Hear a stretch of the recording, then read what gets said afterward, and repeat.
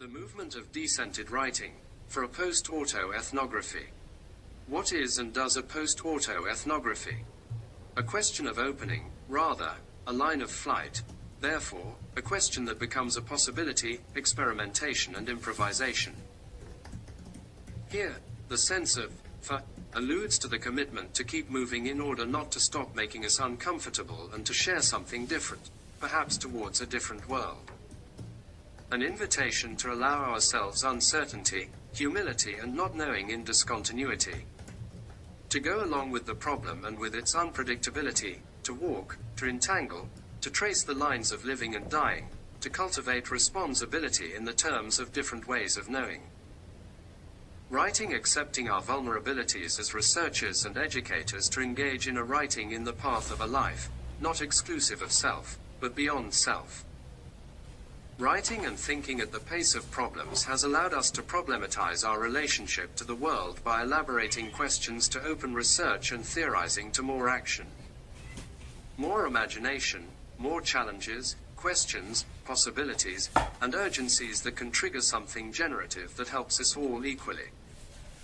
This has led us to question the objectivity of disciplines that preserve the obtuse territory in which one acts and over which one has power. Getting out of these comfort zones and connecting with spaces of thought and learning, not so much as affiliations, but as becomings.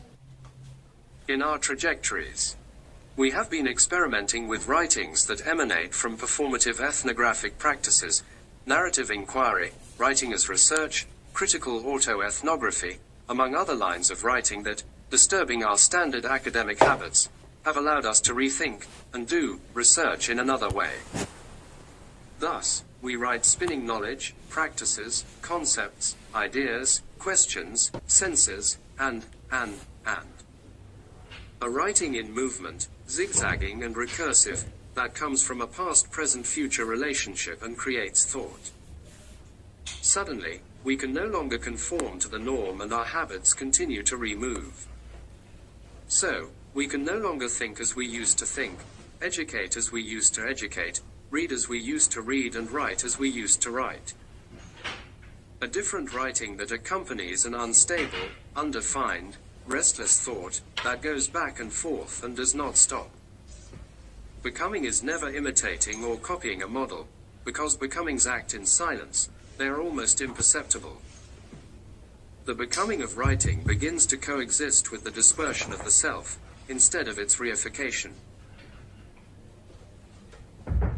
A writing that yields to an assemblage of effects instead of fixing a truth is the result of a process of objectification. In this way, writing interrogates the reflexive feeling, folded towards juxtapositions, dilemmas, epiphanies and frustrations. A disorientation where ignorance is part of the discontinuity of the process flows to form relational associations that can predispose us to an ecological vision of the we. A decentering of the self that includes the more than human relations materially creative, effective and speculative of the entanglement in, with the university.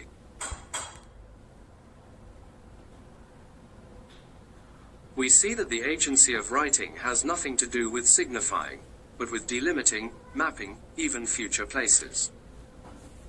Thus, we write affected by the resonances of post-humanist theories, the post-qualitative turn and decolonial critique, neo-animisms, cosmologies, and that encourage us to weave a diverse and plural we.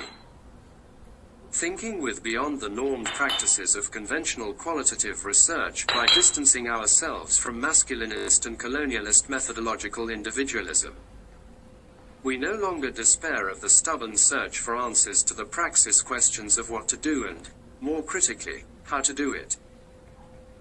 Even more so, when the intense tonalities of this convulsed time of the Anthropocene are a warning and a question, not a solution or a strategic plan. Thus, from resilience, we accept the risk of contingency by inquiring into the relations that put relations at risk with other relations from unexpected worlds. We embrace the adventure of the problem by attending to the place of uncertainties, disorientations and deviations, where concepts and problems work together. We take responsibility for our practices by understanding that the production of knowledge never happens in isolation and there are always consequences. We cannot offer a recipe because this writing does not resort to categories, nor dichotomies, nor models.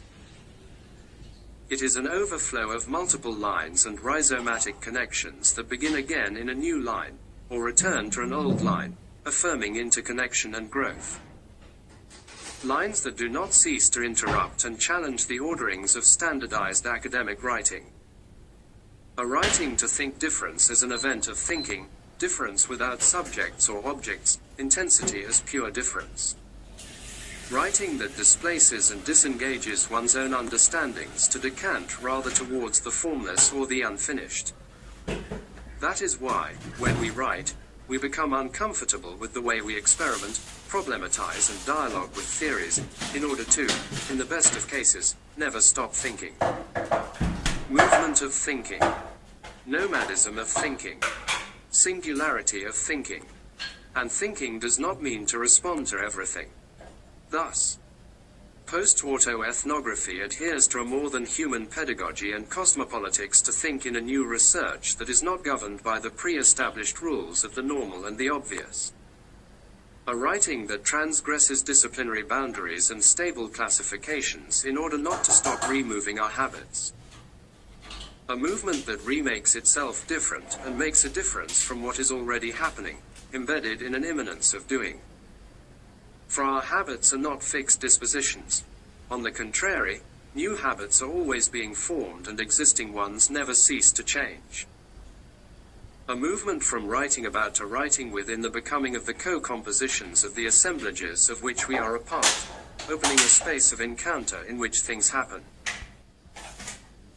Post-autoethnography has the potential to enshrine an onto epistemological and ethical commitment, a recognition that we can only know the world because we are part of it.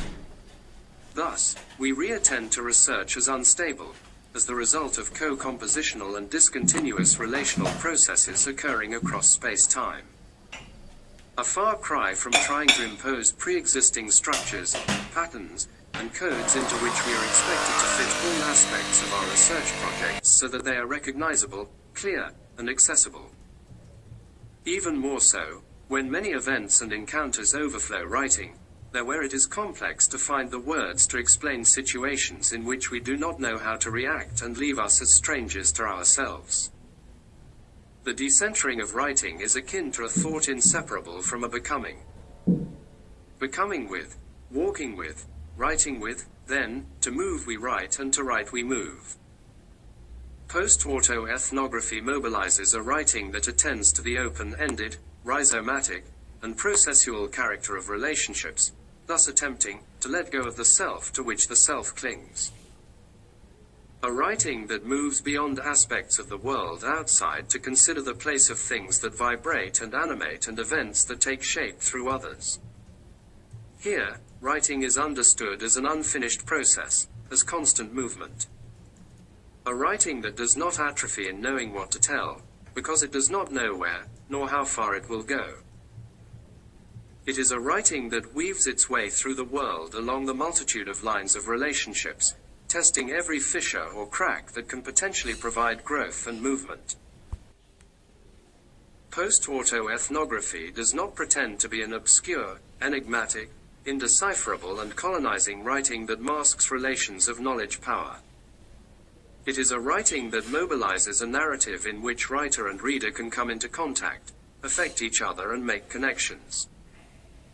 A writing, attuned to effective and material modalities to undermine the pretensions of representation.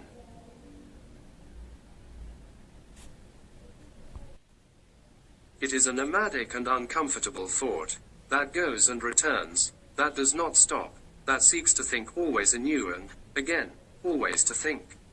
It is a writing without introduction, development and conclusion. A thought that assumes discontinuity and moves us to think differently, suspending all prejudice or presupposition, turning all certainty into interrogation. Do you think you already know the answer? Surely you don't.